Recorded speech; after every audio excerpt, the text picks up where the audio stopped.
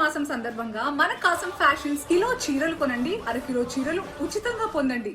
విజయవాడలో gym trainer లైంగిక వేధింపులు ఇప్పుడు కలకలం రేపాయి.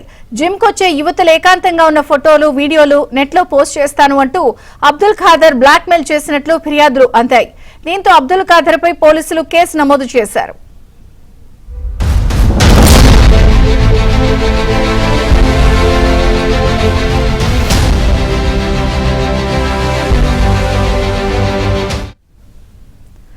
విజయవాడలో జిమ్ ట్రైనర్ లైంగిక వేధింపులు కలకలం రేపాయి.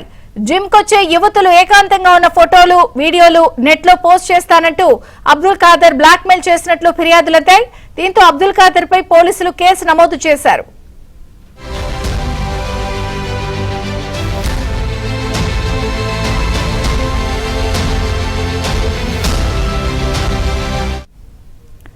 విజయవాడలో జిమ్ ట్రైనర్ లైంగిక వేధింపుల అంశానికి సంబంధించిన వివరాలు ప్రసాద్ అందిస్తారు. ప్రసాద్,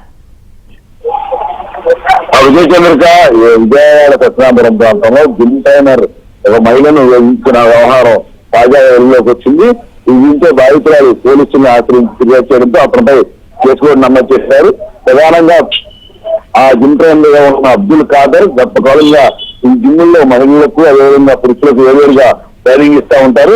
అంటే సోషల్ మీడియా వేదిక, ఇన్స్టాగ్రామ్ వేదిక తన బాడీ షేపులతో ఫోటోలు అర్ధనగ్నంగా ప్రదర్శించడం తద్వారా యువతులను ఆకర్షిస్తూ వారిని లోపరుచుకుని డబ్బులు ఆడుకోవడంతో పాటు వ్యక్తిగతంగా వారి క్యారెక్టర్పై నిందలు వేయటం వంటి చేస్తూ ఉంటారు. ఇదే నేపథ్యంలో ఒక మహిళకు మత్తు మంది ఇచ్చి తనకు అన్యాయం చేశారంటూ పోలీసులు ఆశ్రయించింది. అంతేకాకుండా ఆ మత్తులో ఉన్నప్పుడే ఆమె నగ్న ఫోటోలు కూడా తీసి సోషల్ మీడియాలో పోస్ట్ పెడతానంటూ కూడా ఆమెను బెదిరించి డబ్బులు వసూలు చేసినట్టు కూడా ఆ బాధిత మహిళ ఆవేదన వ్యక్తం చేస్తూ పోలీసుల ఆశ్రయించడంతో ఈ వ్యవహారం వెలుగులోకి వచ్చింది. తాజాగా అతనిపై ఎఫ్ఐఆర్ కట్టి పోలీసులు కేసు దర్యాప్తు చేస్తా ఉన్నారు. విచారణ పూర్తయిన తర్వాత అతనిపై చట్టపరమైన చర్యలు తీసుకుంటామని కూడా పోలీసులు చెబుతున్నారు. విజయచంద్రిక.